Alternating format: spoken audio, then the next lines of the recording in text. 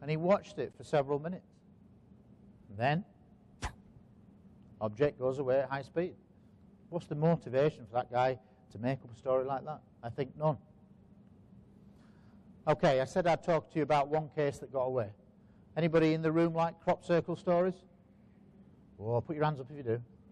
You'd like this one. I nearly got really excited because it's on the database, but it's a nearly case because it had the potential to be a breakthrough case historically.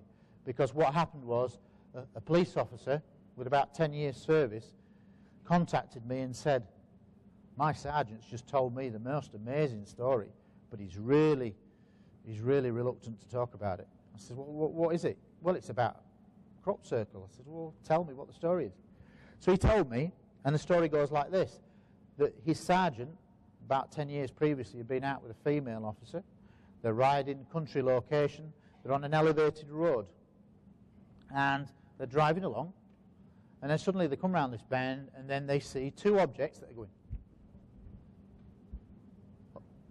darting all over the place. It's dark. Sun is about to just come up. So probably 4-ish in the morning, just the sun's going to come up.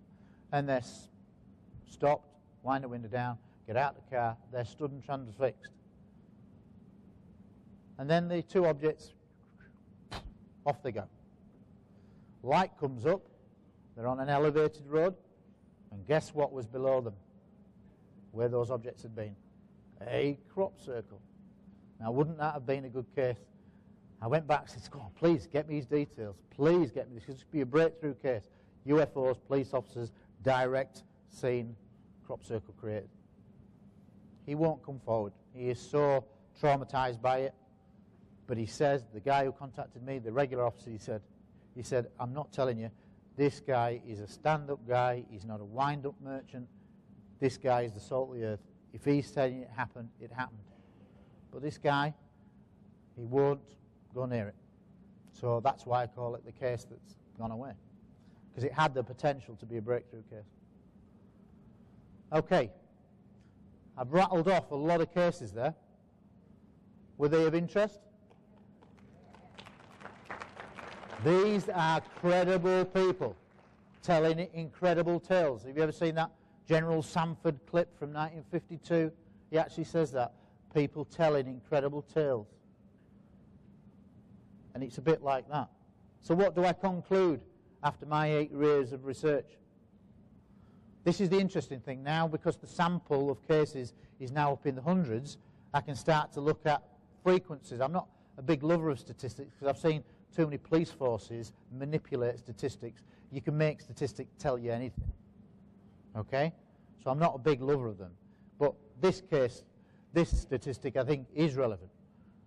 Okay? The old skeptical argument in the past would be this is a officer at 3 in the morning, he's tired, he's mistaken. Well, this destroys that, because 3/4 of the cases, almost 3/4, about 72% of all the cases on my database are multiple officer corroborated.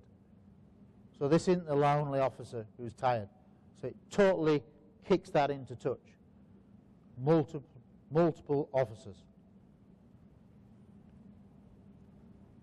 I think I've only scratched the surface. If I was on a TV program and people knew you all the time and it was a respectable subject, I'm sure many hundreds more would have come out the woodwork.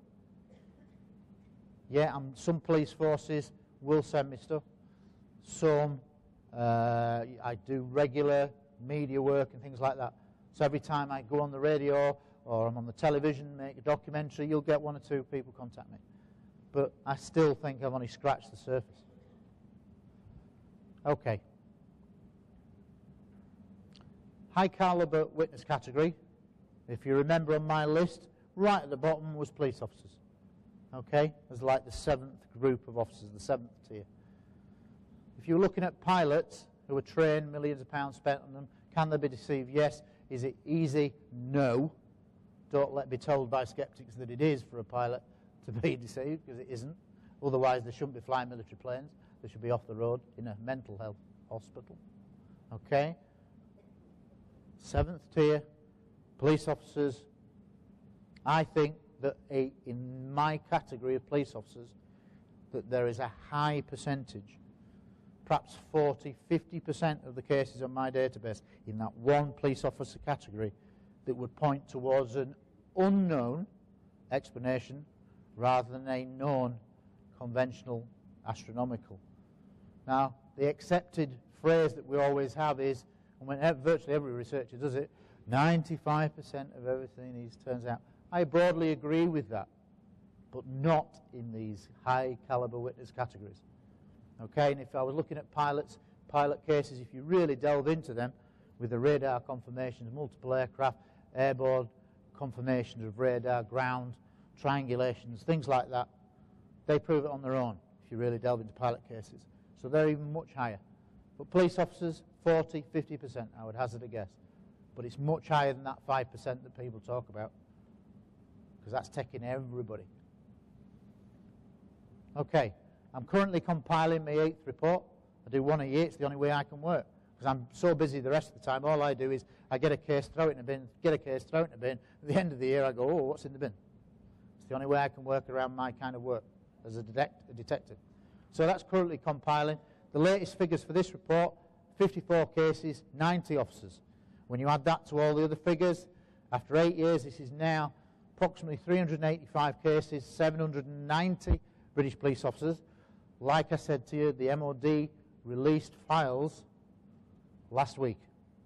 So I've downloaded all of them, and I've got about 6,000 pages of stuff to look through, but I have no doubt that I will find some more. So I fully expect, and that's why I've held back on the report, that I was going to hold up and say, this is my 8th report, because I'm pretty certain that if I leave it another couple of weeks, by the time I've looked at that evidence, we will be beyond the 800 mark, which is a hell of a figure in 8 years. Okay, where do I see the future going? Well, I could tell you a story on this that's unpleasant to me at the time, but I'm not going to. But I have wrote to 38 chief constables at the moment about the MOD's position that they've suddenly, in the UK, they suddenly said, we're not collecting UFO reports anymore from the public. Okay, so what are you going to do with them? Well, we're not interested, says the MOD. So I wrote a letter to 38, and there are actually 43 chief constables about this, asking them to forward. You're going to get the cases, they happen year in, year out.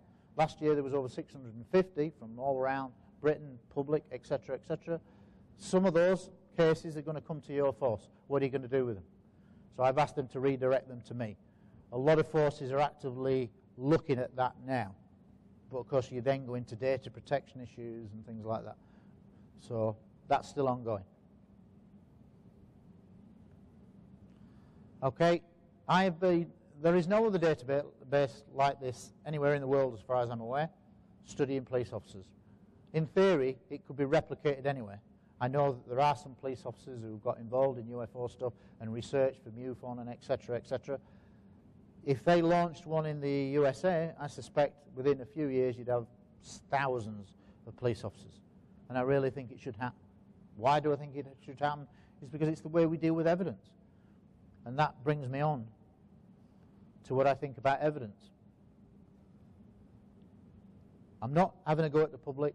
The public see great things. In all the time of my 8 years, I can't think of one member of the public, maybe one or two, who have been a bit crazy, but the majority, well-meaning people affected by things that they've seen. Very genuine. So people are seeing things all the time, but unfortunately the media don't give a monkeys about the public. So we have to try to fight this bias in some way. So my way is the high caliber witness categories. So in those areas, we should have organizations in every country for pilots, UFOs, astronauts, cosmonauts, organization. We should have radar operators, agency in every country. And in these high caliber witness areas, we could really, within a few years, within 10 years, we'd have such a body of evidence, it would be unstoppable. But we don't. It would require a lot of agreement. And unfortunately, within the UFO community, in my time of being an active researcher and watching the subject over a long time, that's what I have to conclude. I believe that our approach as a world UFO community is fragmented. We're all over the place. We are a little organisation there, big organisation there. This is my organisation, this is mine. That kind of thing. Little empires. We have to get away from that if we really want to change perceptions. My opinion, I might be wrong.